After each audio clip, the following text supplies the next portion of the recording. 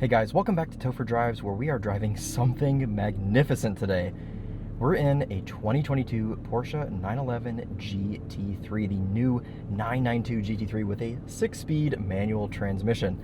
This is 100% my dream car, either this or the RS model, but I'm really excited to just take you guys out on a drive in this car today. I've only driven it about 30 miles, so I'm not super familiar with everything in it yet, so we'll go out for a first impressions drive. Won't be talking about anything else really besides the car today, so kind of a car-focused episode of Comfort Mode, but boy are we in a proper machine today.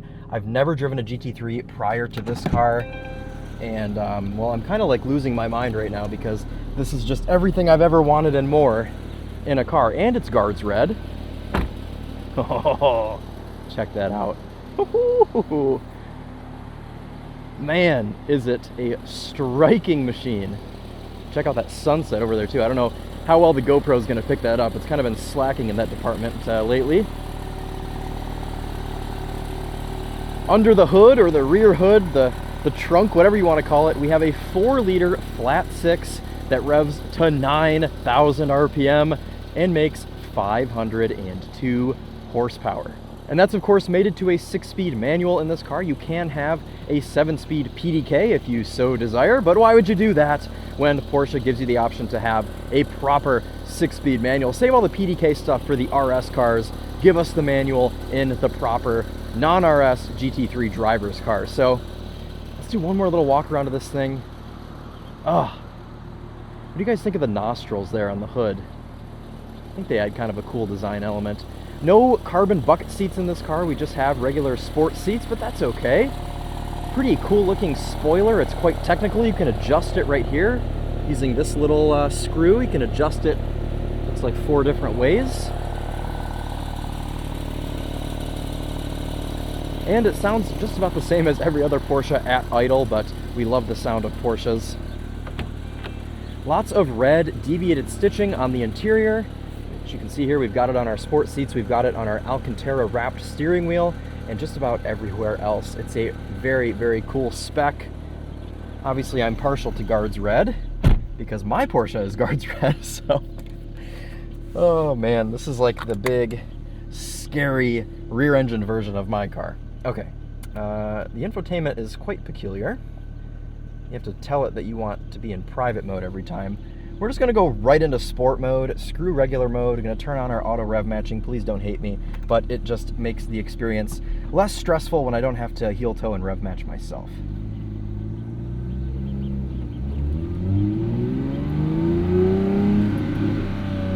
We'll drive with the windows down for a second just so you can hear this thing, but to spare my headphone users, we won't drive with the windows down the whole time.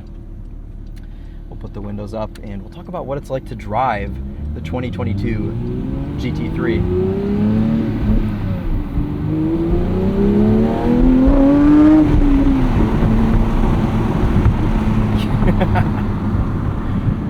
That was like 6,000 RPM. This thing absolutely screams, and nothing else sounds like a Porsche. So you've got to appreciate that sound. Man, oh man. There's also something to be said about how Porsche makes their shifters.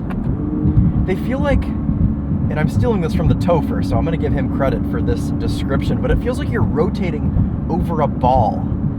All of the gears feel like you're rotating over one surface. It doesn't feel like you're going into separate gears, and it's a really cool feeling. This particular shifter, it's quite notchy. You can shift it pretty fast, but the flywheel is so light that it drops revs so quickly that sometimes it's hard to get a smooth shift. Oh my goodness. Oh, I should just name this episode "Listen to Me Have a Crisis for 15 Minutes." Is really what it should be called. Oh heavens. I did have my phone on Apple CarPlay earlier, but I guess it has chosen to not connect. That's alright. Who cares about all that stuff when you have a 4-liter flat 6 as a soundtrack? I certainly do not.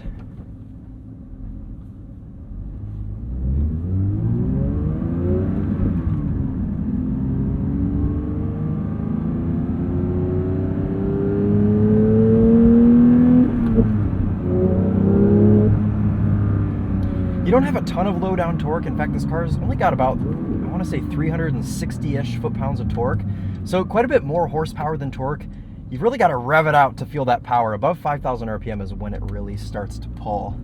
But that's okay, because that is when it sounds the most glorious. I'll give this person some room, and then we'll rev it out a little bit. In the meantime, if the GoPro is showing it, the sky is quite pretty today.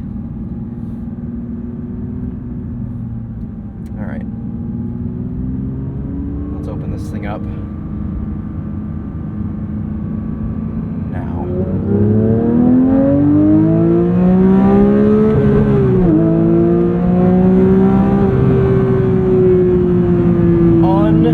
Unbelievable. That definitely just blew out the mics too. I apologize. It's such a high-pitched noise that it just blows the microphones out. I should probably turn my gain down a little bit, but man, it's so fast, guys. We drove the Turbo S. If you want to see videos on that car, we have videos on the TheTopher channel and Winding Road Daily Motor. The Turbo S was insane, but it was a different kind of insane. This is like, the Turbo S is quite a bit more reserved. It doesn't rev nearly as high. This car is like unhinged. Like, this feels like maybe it wants to kill you. No, this definitely wants to kill you. The Turbo S wants you to have a good, fast time, but safely. This, you're on your own. You've got to create your own safety in this car. It's such a raw experience. Now, I'm biased in the way that I haven't driven any other GT3s. Of course, I'm sure the GT3s prior to the 992 were a little bit more raw. I've talked to Tedward, who has driven a 991 and some other GT3s, and he says that this GT3 feels a little bit more like a regular car than the rest. But to me, it feels like more than that. And all that does is make me want to drive older GT3s and more GT3s and just more Porsches in general. The funniest part is that I've driven two 911s in my life, a Turbo S and a GT3. I've never driven a base 911, which I think is pretty funny. Auto rev matching system does a fantastic job.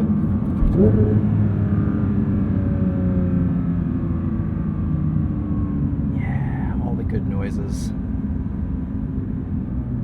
So I'm just gonna go whatever way this Buick Rendezvous doesn't go. Okay, so we're just gonna go right. Unfortunately, we're not going out on our normal route today because this GT3 has a mileage limit, and I don't really want to exhaust all those already. Oh my God, even revving it to like 6,000 RPM. Oh, wow.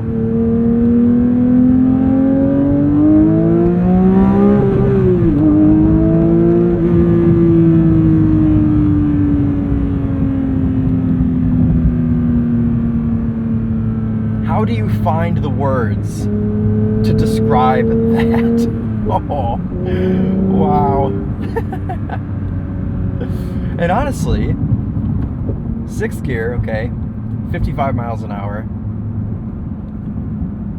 normal mode, it settles right down and you're able to just do normal car things with it, which can be looked at both in a positive way and a negative way. Of course, if you want to have a very raw track weapon, you probably don't want to have a car that can settle down and be normal. But if you're using the GT3 on a daily basis or on a bi-weekly basis, or I guess any sort of basis that you want, it's nice to kind of just be able to turn off some of the craziness. So we definitely appreciate that. But let me tell you, I'm going right back into sport mode with auto blip enabled. All of the sporty things, please, for me.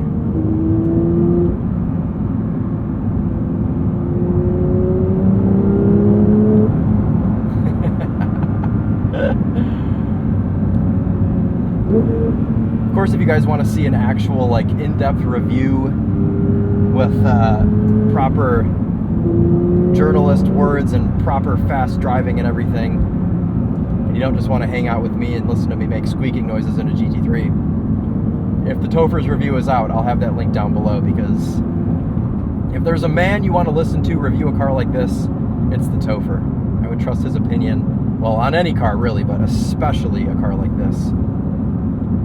And of course, this is all thanks to him, so I am eternally and forever grateful for the Topher.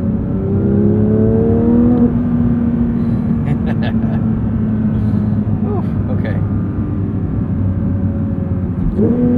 Yup. Alright, this time I'll shut up and you guys can just listen to the car.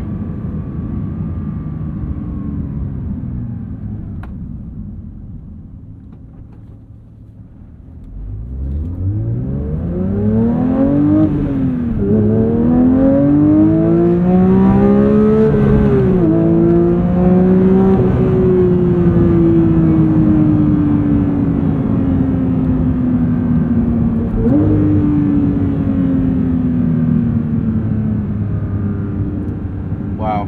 I don't even know what to say.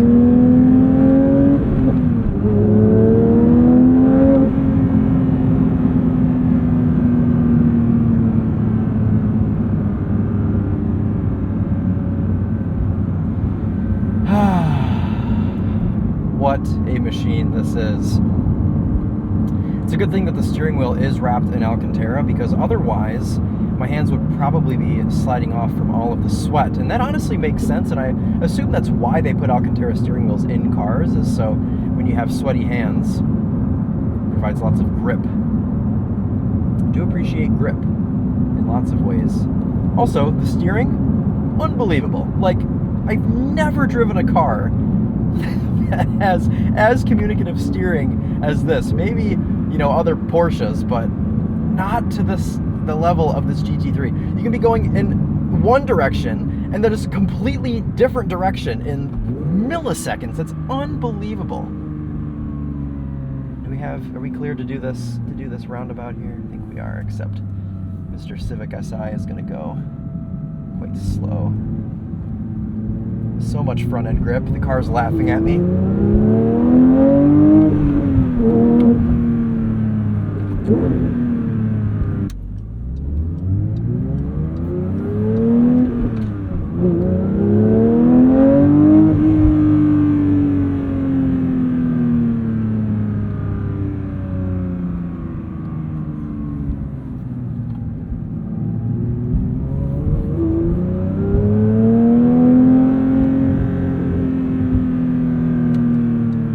Alright, we should probably dip away from these roundabouts.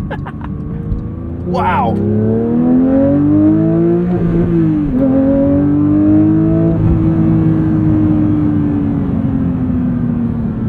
Ooh, takes the breath out of you. The ride's quite nice as well. It is a little bit bouncy in sport mode, but I'm not complaining. I'm just telling you, a little bit bouncy in sport mode.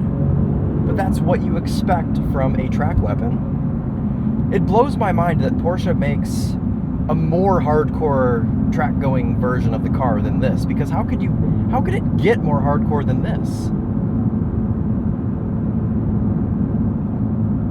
Especially like with a PDK, it's got to be terrifyingly fast. I suppose the Turbo S was, but just not in the same way as this car.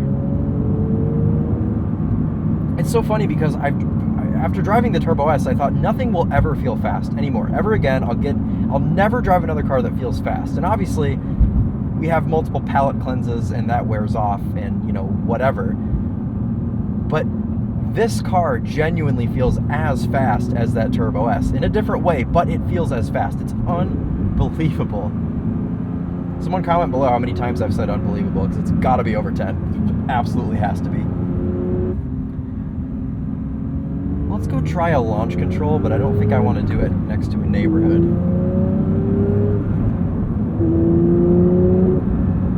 Even though this car has a super light flywheel and clutch setup, the clutch honestly doesn't feel too different from just any other Porsche.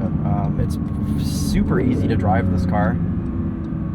Shifting at 9,000 RPM, like I said, with that super light flywheel, sometimes it will kick a little bit, but I mean, otherwise, just driving it like a normal civilized human, it's really quite all right.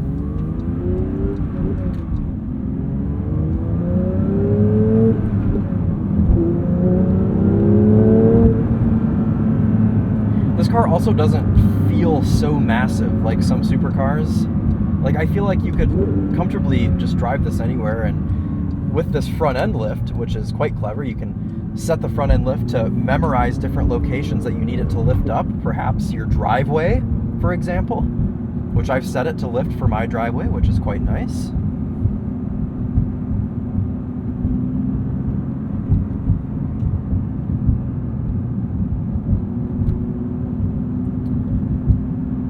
Try a quick launch control. I don't really know how it works. I assume you just have to have the car in sport mode and in first gear, and you probably just like mash the gas is what I would expect.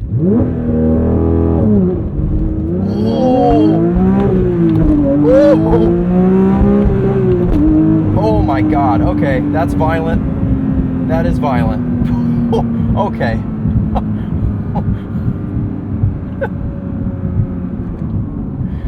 Okay, let me reposition my equipment here because that moved literally everything. I was not ready for that. That was raw first launch I've ever done in this car. All right, let's flee the area and leave.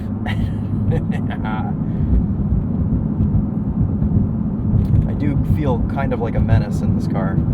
Oh, another thing I want to mention, Powerade bottle in the door. That's preventing an interior rattle. Very uncharacteristic for Porsche, but luckily the Powerade bottle is the perfect size to just kind of pin the door panel and stop it rattling. So you're welcome, everyone. You don't have to listen to an interior rattle while we're driving the GT3. It's always funny driving past my old middle school and high school in cars like this. Very surreal. Polite to all of the children. Although if I was out there and if I was in high school, I'd be wanting to hear 9,000 RPM. But I know that normal people are not like you and I, so we'll spare them.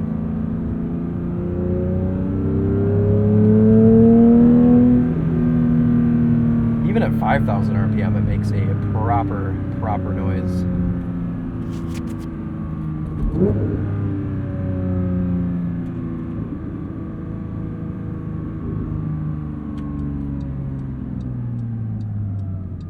I love the harmonics of Porsches, like the little noise when you're coming to a stop. All Porsches do it, and I love it. All Porsche cars, anyways, I should say.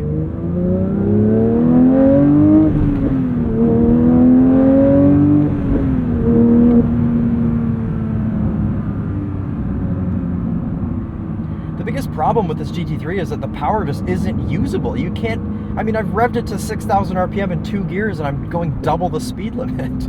It's a car that you can't really, you can enjoy it on the street, you just have to be very willing to break the law, allegedly. This is all a simulation. If you're watching this and you're someone who is upset with me, this is just a video game. You're watching me play Forza right now. This is not real life.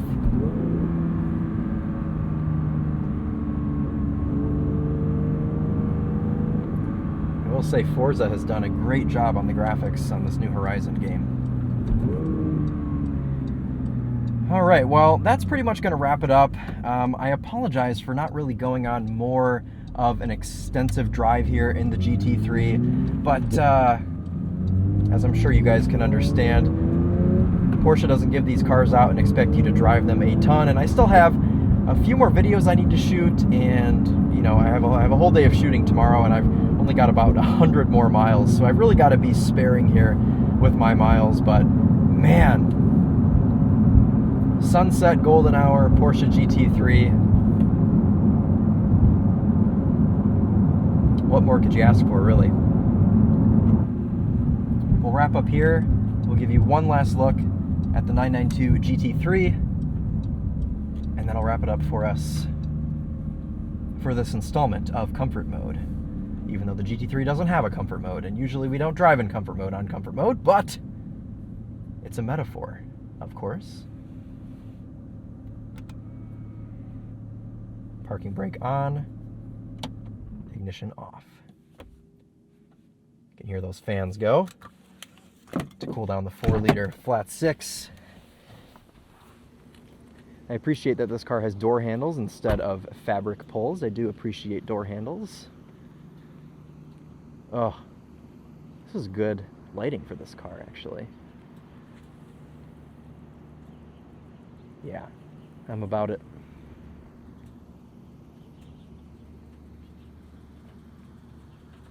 Unbelievable piece of machinery. I'm hoping that this doesn't ruin all other cars for me, because... Oh. Alright guys, well I hope you were able to find some enjoyment in this video. I know that it wasn't super enlightening about the car, but at least you got to like experience, see it, hear it, all the stuff that really matters. Again, if you want a proper review of this car, check the links in the description, and if the Topher's video is live, it will be down there, and you'll be able to get a super proper in-depth review from someone who has driven way more Porsches than I have, and it'll probably be a little bit more useful to you. But anyways, I hope you enjoyed, and we'll see you very soon in the next Topher Drives video. Thank you all so much for watching, and take care.